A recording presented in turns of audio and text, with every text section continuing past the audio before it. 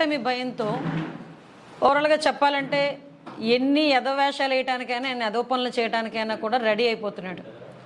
అంటే ఎలాగో ఓడిపోతామని భయం వేసి ఎలాగైనా గెలవాలి, మళ్ళీ ఎలాగైనా రాష్ట్రాన్ని ఇప్పుడు నాశనం అయినట్టుగా కాకుండా ఇంకా నాశనం చేసేయాలి, ఇంకా ఈ రాష్ట్ర ప్రజల భవిష్యత్తుని నాశనం చేసేయాలనే దృఢ సంకల్పంతో ఈరోజు ఎన్ని అంటే దాన్ని ఏమంటారు దిగజారుడు రాజకీయాలు చేయడానికైనా సిద్ధపడడం చూస్తూ ఉంటే నిజంగా ఒక పక్క నవ్వు వస్తుంది, ఒక పక్క ఇలాంటి వాడిన 5 సంవత్సరాలు ఈ రాష్ట్రం భరించింది, ఇంకో 2 నెలలు భరిస్తుంది అని అనుకోవడానికి కూడా ఒక ఇబ్బందిగానే అనిపించింది.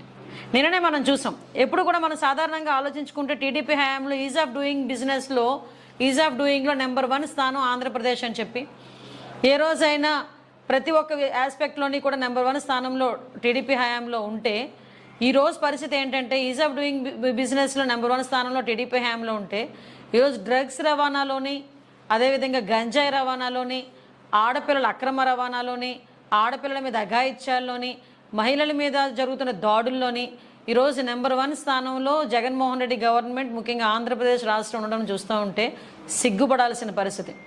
ఎందుకంటే నిన్ననే మనం చూసాం, మన విశాఖపట్నంలో పోర్ట్లోని బ్రెజిల్ నుంచి దిగుమతి అయిన సుమారుగా 25,000 కిలోల డ్రగ్స్ అది సిబిఐకి పట్టుబడ్డాయి.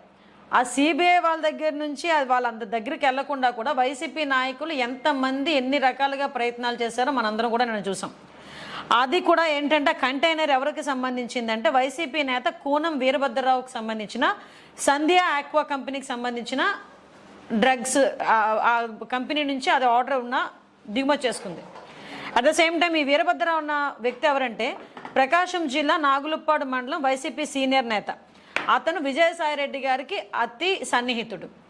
ఇలాంటి వాళ్ళందరూ కూడా అంటే ఎలక్షన్ మూమెంట్లో మద్యంతోని, గంజాయితోని, డ్రగ్స్తోని కూడా ఓటర్లను ప్రలోభపెట్టి ఓవరాల్గా చెప్పాలంటే వాళ్ళు తిరిగి అధికారం చేజిక్కించుకోవడానికి దిగజారు రాజకీయాలు చేస్తున్నారని చెప్పడానికి ఇది ఒక ఉదాహరణగా భావించవచ్చు. అంటే ఇప్పుడు మనం అనుకోవచ్చు, యాక్చువల్గా ఈ కంటైనర్ ఓపెన్ చేయకుండా మన రాష్ట్ర అధికారులు సిబిఐకి ఎందుకు అడ్డుపడ్డారు? నిన్న మీకు సంబంధం లేకపోతే ఎందుకు అడ్డుపడాల్సిన అవసరం ఏమొచ్చింది? అది ఒక ప్రశ్న.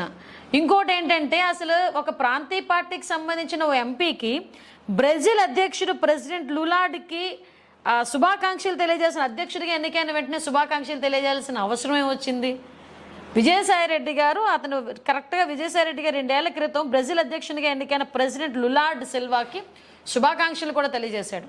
అంటే బ్రెజిల్కి ఇక్కడ విజయసాయిరెడ్డికి, ఇక్కడ బ్రెజిల్కి, ఇక్కడ ఉన్న వైసీపీ నాయకులకి మధ్యలో ఏంటి అంత సత్సంబంధాలు ఏంటి? అంటే ఇప్పుడు విషయం ఏంటంటే కొన్ని వేల కిలోల సంబంధించిన కొన్ని వేల కిలోలు ఈరోజు గంజాయి పట్టుబడతా ఉంటే దాని గురించి మాట్లాడండిరా అంటే దాని గురించి మాట్లాడరు. అసలు దాని గురించి ఎక్స్ప్లెనేషన్ ఇవ్వాల్సిన అవసరం ఈరోజు ముఖ్యమంత్రికి ఉంది.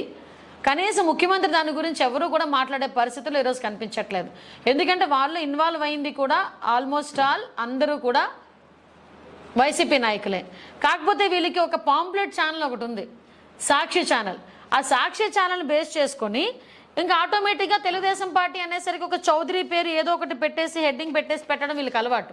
సో నిన్న ఆల్రెడీ సాక్షి ఛానల్స్లోని వీటిలోని కూడా వాళ్ళ తాలూకా సోషల్ మీడియాలో చూస్తే ఒక కోటయ్య చౌదరి అనే పేరు పెట్టేసి అతను పురంధరేశ్వర గారికి సంబంధించిన వ్యక్తి, వాళ్ళకి సంబంధించిన వ్యక్తి, వీళ్ళకి సంబంధించిన వ్యక్తి అని చెప్పేసి వాళ్ళు రకరకాలైన సోషల్ మీడియాలో తప్పుడు కథనాలు ప్రచురించడం మొదలు పెడుతున్నారు. అది నాకు అర్థం కానిది ఏంటంటే మీరు సోషల్ మీడియాలో తప్పుడు కథనాలు ప్రచారం చేయడమా, సోషల్ మీడియాలో వచ్చిన వార్తలు నమ్మడమా అన్నది పక్కన పెట్టి ఈరోజు అసలు క్లియర్ కట్గా నిన్న మీ రాష్ట్ర అధికారులు ఎందుకు ఆ సిబిఐకి అడ్డుపడ్డారు? అది ఓపెన్ చేయించేటప్పుడు, కంటైనర్ ఓపెన్ చేయించేటప్పుడు దానికి సమాధానం చెప్పే దమ్ము ఇక్కడ ఎవరికైనా ఉందా? ఇవన్నీ కాకుండా సోషల్ మీడియాని వేదికగా చేసుకొని కంటెస్టెడ్ క్యాండిడేట్స్ని కానీ, అదేవిధంగా టీడీపీలో ఉన్న మెయిన్ నాయకులను కానీ, పవన్ కళ్యాణ్ గారిని కానీ, జనసేన నాయకులను కానీ, బీజేపీ నాయకులను కానీ ఎందుకు మీరు టార్గెట్ చేసి మోరల్గా డిస్కరేజ్ చేయడానికి అంటే అబద్ధపు ప్రచారాలు ఎందుకు మీరు చేస్తున్నారు?